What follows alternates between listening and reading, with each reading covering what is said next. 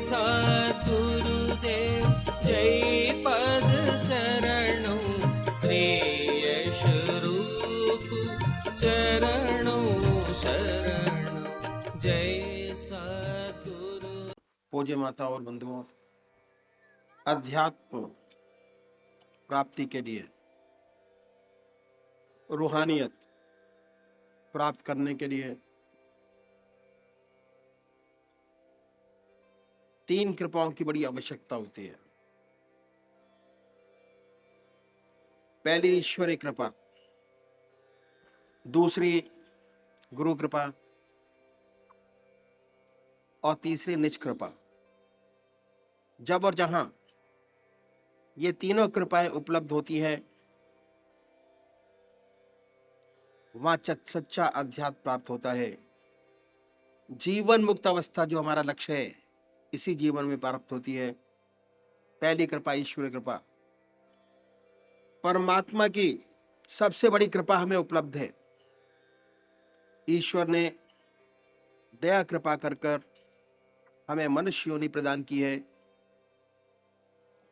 84 लाख योनियां हैं। मनुष्य योनि एक ऐसी योनि है जिसमें परमात्मा ने हमें कर्म करने की स्वाधीनता दी है, और जितनी योनियां हैं वह सब भोग योनियां हैं। मनुष्य योनि की यही विशेषता है। कहा है, बड़े भाग्य मानुष तन पाव, सुर दुर्लभ सद ग्रंथन गाव, साधन धाम मोक्ष कर द्वारा, पाए न जहीं परलोक सवारा। ऐसी मनुष्यों ने प्रभु की असीम दया कृपा से मिलती है, प्राप्त होती है। साधन का क्षेत्र है और मोक्ष की प्राप्ति का दरवाजा है। सब ग्रंथों ने, महर्षियों ने, महात्माओं ने इसकी भूरी भूरी प्रशंसा की है। बड़ा सुंदर अवसर है हमारे पास, परमात्मा ने हमें दिया है। मनुष्य योनि दी है, विवेक बुद्धि दी है और कर्म करने की स्वाधीनता दी है। अगर हम चाहें तो ईश्वरीय कृपा से, गुरु कृपा से और निज कृपा से अपने जीवन का सच्चा लक्ष्य प्राप्त कर सकते हैं। इसी जीवन में जीवन मुक्त अवस्था प्राप्त कर सकते हैं और ज्योति से ज्योति एकाकार हो सके, ये अवसर हम सभी को प्राप्त है। पहली कृपा हम सबको परमात्मा ने दी है। दूसरी कृपा, करोड़ों व्यक्ति संसार में हैं, लेकिन 1000 पीछे 999 मनुष्यों की बुद्धि, शारीरिक बुद्धि है। इस शरीर को ही सब कुछ समझ बैठे हैं। ये शरीर ही उनके लिए सब कुछ है। सुबह से लेकर रात्रि तक इस शरीर की चिंता में ही समय जाता है। संसार की चिंता, दुनिया की चिंता में हमारा सारा समय ही जाता है, व्यतीत होता है। यही चिंतन हमें रहता है सुबह से शाम तक कि कैसे हमारी पोजीशन बढ़े, कैसे हमें मान प्राप्त हो, कैसे वैभव प्राप्त हो, कैसे धन का संचय हो। सांसारिक चिंता में इस शरीर के लिए हमारा समय जाता है। जब परमात्मा की विशेष कृपा होती है, तब मनुष्य सोचता है कि मैं वास्तव में क्या हूं, मेरे जीवन का वास्तविक लक्ष्य क्या है। क्या यही है जैसे और जीव जंतु पैदा हुए, मैं भी खाऊं पीऊं और सांसारिक व्यवहार करते हुए कीड़े मकोड़ों की तरह चला जाऊं। जब ऐसा परमात्मा की विशेष कृपा होती है, तब मनुष्य के हृदय में जिज्ञासा पैदा होती है। हम देखते हैं, मनुष्य आया चला गया, अर्थी जाते देखते हैं। दिल में एक ख्याल पैदा होता है, क्या हम भी मरेंगे? फिर देखते हैं कि जो आया है वह जाता है। ये भी देखते हैं कि बच्चा भी मरता नजर आता है, बुढ़ा भी मरता नजर आता है और जवान भी मरता नजर आता है। क्षणिक वैराग्य पैदा होता है, और ज्यादातर तो जहां तहां संस्कार हुआ, उसके बाद फिर हम दुनिया में वैसे के वैसे वापस आ जाते हैं। ईश्वर की विशेष कृपा होती है, तब सच्ची जिज्ञासा हृदय में जागृत होती है। तब ये जिज्ञासा पैदा होती है कि हम अपने आप को जाने कि मैं क्या हूं, ये संसार क्या है, इस दुनिया में आया जीवन का मकसद क्या है, सत्य क्या है। इसे जानने की अभिलाषा पैदा होती है, प्राप्त करने की अभिलाषा हृदय में जागृत होती है, जिसे हम जिज्ञासा कहते हैं। जब परमात्मा की विशेष कृपा होती है तो हजार पीछे किसी एक व्यक्ति में जिज्ञासा पैदा होती है कि वास्तव में जो कुछ हम सामने नजर आ रहे हैं यही सब कुछ नहीं है, शरीर ही सब कुछ नहीं। हमारे 3 शरीर हैं, 3 शरीर से बनकर हमारी पर्सनैलिटी बनी है। हमारा अस्तित्व 3 शरीरों का है। पहला है स्थूल शरीर, इसमें 10 इंद्रियां हैं। आंख देखने का काम करती है, कान सुनने का काम करते हैं, नाक सूंघने का काम करती है, जिह्वा स्वाद लेती है, हाथ पैर चलते फिरते उठते बैठते हैं। ये 5 कर्म इंद्रियां हैं, 5 ज्ञान इंद्रियां हैं। दूसरा हमारा सूक्ष्म शरीर है, जो मन, बुद्धि, चित्त, अहंकार से मिलकर बना है। स्थूल शरीर से हम विषयों का आनंद लेते हैं। दूसरा हमारा है सूक्ष्म शरीर, मन, बुद्धि, चित्त और अहंकार से मिलकर बना है। इससे हम वासना का काम लेते हैं, वासना का आनंद। जितना सोच विचार का काम है वह सूक्ष्म शरीर से लिया जाता है। पहले क्रिया सूक्ष्म शरीर में होती है, उसके बाद स्थूल शरीर में होती है। वासना का जितना आनंद है सब सूक्ष्म शरीर से आता है। तीसरी है हमारी आत्मा, कारण शरीर। चैतन्यता और आनंद आत्मा में ही है। जब ये आत्मा शरीर को छोड़ जाती है तो ये शरीर बेकार हो जाता है। जिस शरीर को हम इतना संभाल कर रखते हैं, इतना देख रेख से रखते हैं, हमारे संबंधी जिसका इतना ख्याल रखते हैं, जब आत्मा शरीर को छोड़ जाती है तो ये शरीर बेकार हो जाता है। वही सगे संबंधी फिर कहते हैं जल्दी उठाओ कहीं भूत ना बन जाए। तो सारा खेल आत्मा का है। आत्मा जब शरीर छोड़ देती है तो दोनों शरीर बेकार हो जाते हैं। तो ये हमारा असली अस्तित्व और इन 3 शरीरों का सच्चा डेवलपमेंट, सच्चा विकास हो, यही मनुष्य जीवन का सच्चा लक्ष्य है।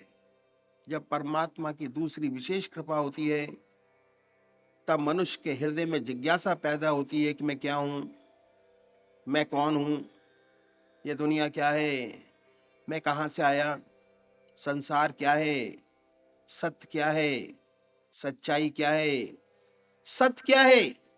ऐसी सुंदर जिज्ञासा जागृत होती है, और जिसके हृदय में जिज्ञासा जागृत हो जाती है वह चैन नहीं लेता, उसे चैन नहीं मिलता।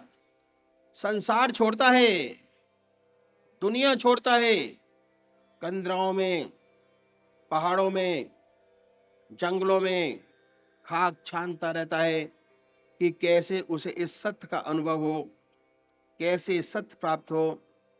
ये प्रभु की जब दूसरी कृपा होती है तब होता है। मुझे महाभारत का एक सुंदर किस्सा याद आ गया जो मैं आपके सामने रखूंगा। जब पांडव जीत गए और कौरवों का नाश हो गया, धृतराष्ट्र जो कौरवों के पिता थे हस्तिनापुर में रहने लगे अपने भतीजे युधिष्ठिर के पास। बहुत दुखी रहते थे, सोचते रहते कि 100 पुत्र थे, इतना बड़ा राजपाट था, 100 के 100 चले गए, राजपाट खत्म हो गया। इसी सोच विचार में पड़े रहते।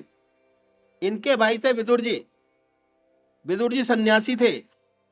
एक बार विदुर जी घूमते घूमते हस्तिनापुर आ गए, और हस्तिनापुर आकर जब उन्होंने अपने भाई की ऐसी दशा देखी तब बहुत दुखी हुए और सोचा कि मनुष्य जीवन तो बड़ी मुश्किल से मिलता है, वृद्ध अवस्था है, कब चल पड़े कुछ भरोसा नहीं, और फिर कितने वर्षों तक इस काल चक्र में पड़े रहना, जीना मरना। बहुत दुखी हुए और ये अवसर देखते रहे कि कब ऐसा अवसर मिले कि मैं अपने भाई को चेताऊं और इन्हें सीधे रास्ते पर लगाऊं। संत लोग समय का इंतजार करते हैं, समय पर ही वार करते हैं ताकि खाली ना जाए। समय देखते रहे कि कब साधक तैयार है, तभी सच्चा ज्ञान ले सकता है। इसी इंतजार में रहे। 3 दिन से ज्यादा कहीं रुकते नहीं थे। सन्यासी थे, 3 दिन से ज्यादा ठहरने का उनका धर्म नहीं था। एक स्थान पर 3 दिन से ज्यादा न ठहरे, लेकिन क्योंकि बड़े भाई का मामला था इसलिए ज्यादा रुकना पड़ा। रुक गए और समय का इंतजार करते रहे। एक रोज उन्होंने देखा कि धृतराष्ट्र का मूड अच्छा है, स्वभाव ठीक है, प्रसन्नचित्त है।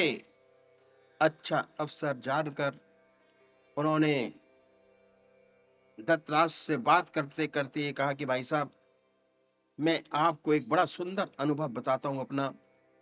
भाई ने कहा कि अच्छा भाई, बड़ी अच्छी बात है, बताओ।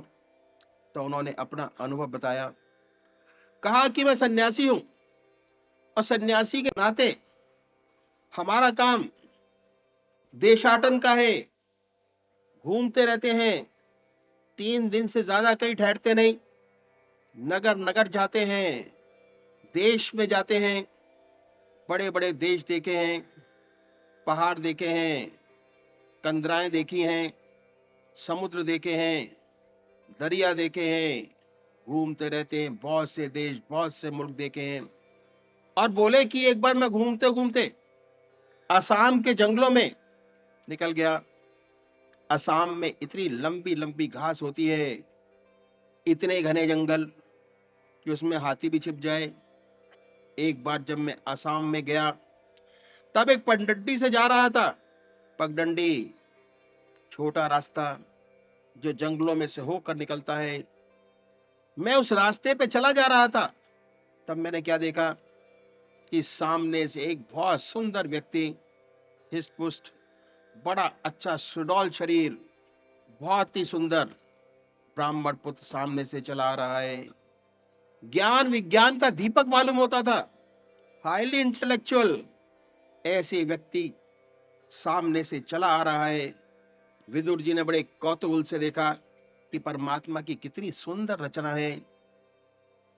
वह सोच ही रहे थे कि वह ब्राह्मण पुत्र बराबर वाली पगडंडी से आगे निकल गया और ये अपनी पगडंडी से आगे चले गए। थोड़ी आगे चले तो उन्हें एक धमाके की आवाज सुनाई दी, जैसे कोई चीज गिरती है। आवाज हुई, ये चौंके। फिर पीछे को देखा तो क्या देखते हैं कि वे ब्राह्मण पुत्र जो दूसरी पगडंडी से जा रहा था, अंतर ध्यान हो गया, दिखाई नहीं दिया, कहां चला गया। बड़े सोच में पड़ गए कि इतना हिष्ट-पुष्ट व्यक्ति अभी जा रहा था, अभी कहां गायब हो गया। ये लौटे और जिस पगडंडी से वह ब्राह्मण पुत्र जा रहा था उस पर चले। कुछ आगे जाकर इन्होंने क्या देखा कि आगे बहुत बड़ा गड्ढा है, घास से ढका हुआ है। इस ब्राह्मण पुत्र में एक विशेषता थी जो इन्होंने नोट किया था, वह ये थी कि वह सब गुण संपन्न था, हुस्स-पुस्स था, बहुत सुंदर था, लेकिन उसे अपने गुणों का गर्व था, अभिमान था, अहम था। इसलिए वह नीचे देख कर नहीं चलता था, ऊपर देख के चलता था। दृष्टि ऊपर करके चलता था, नीचे करके नहीं चलता था। इन्होंने ये नोट किया हुआ था कि इसमें थोड़ी सी तो खराबी है। तो इन्होंने सोचा कि प्रभुता पाए काय मद नहीं। जिन्हें प्रभु प्रभुता देता है उनमें घमंड आ ही जाता है। देखते हैं बड़े अफसर हैं, उन्हें छोटे आदमी नमस्कार करें, गर्दन भूल से हिल गई तो हिल गई, नहीं तो नहीं। ये बात है, प्रभुता पाए काय मद नहीं, घमंड आ ही जाता है। अजीब बात नहीं, लेकिन इसमें भी अहंकार है। उन्होंने ये नोट किया था। जब ये गड्ढे के पास पहुंचे तो क्या देखते हैं कि उस गड्ढे के किनारे एक पीपल का पेड़ लगा हुआ है। उस पीपल की पेड़ की जड़ें आधी गड्ढे में है, आधी अधर में है, और ये गड्ढा घास से ढका हुआ है। उन्होंने झांक कर देखा तो क्या देखते हैं कि वह ब्राह्मण पुत्र जो जा रहा था वह इस गड्ढे में पड़ा हुआ है। उसका सिर नीचे और टांगे ऊपर हैं। गिरा सिर के बल, नीचे देखकर चलता नहीं था, ऊपर देख के चलता था। उसे नजर नहीं आया ये गड्ढा था, तो वह गिर पड़ा। ऐसा हुआ, परमात्मा की इतनी कृपा हुई उसके ऊपर कि इसकी टांगे पीपल के पेड़ जो था उसकी जड़ों में फंस गई। सिर नीचे, टांगे ऊपर, बेहोश हो गया। थोड़ी देर बाद जब होश आया तो उसने इधर उधर निहारना शुरू किया। देखा गड्ढे के नीचे सांप बैठा है, कोबरा, जहरीला सांप फन उठाए बैठा है। उसने सांप देखा, परमात्मा को धन्यवाद दिया, हे प्रभु बचा लिया। अगर गड्ढे में गिरता तो ये सांप मुझे डस लेता। उसके बाद इधर उधर देखना शुरू किया। ऊपर देखता तो क्या है कि पीपल के पेड़ की जड़ें जिसमें उसकी टांगे फंसी हुई थी, उन जड़ों को दो चूहे काट रहे हैं। एक चूहा सफेद रंग का और दूसरा चूहा काले रंग का। एक इधर से काट रहा है जड़ों को, एक दूसरी तरफ से काट रहा है। अब उसे डर लगा कि अगर ये चूहे जड़ें बराबर काटते रहे और ये जड़ कट गई और ये सांप वहीं बैठा रहा तो मैं गिर जाऊंगा और मारा जाऊंगा। खतरा देखा, बड़ी चिंता हुई। थोड़ी देर बाद भूख और प्यास लगी कि और घबराया। सोचने लगा यहां तो कोई साधन ही नहीं है, खाने पीने के लिए तो कुछ नहीं है। सामने फिर मौत नजर आई तो क्या देखता है कि ऊपर से कोई तरल पदार्थ टपक रहा है। हाथ बढ़ाकर देखा तो क्या देखा कि अरे ये तो शहद है। शहद कहां से आया? ऊपर निगाह डाली तो देखता है कि पीपल की पेड़ की टहनियों में शहद का छत्ता है और कई हैं, और जब हवा चलती है तब शहद टपक पड़ता है। उसने कही परमात्मा ने बड़ी कृपा की कि जीने का आधार बना दिया, सब कुछ मेरे हिसाब से पूरा कर दिया। बताइए, ग्लूकोज पैदा कर दिया ऐसे जंगल में, वो भी पीपल के पेड़ के ऊपर।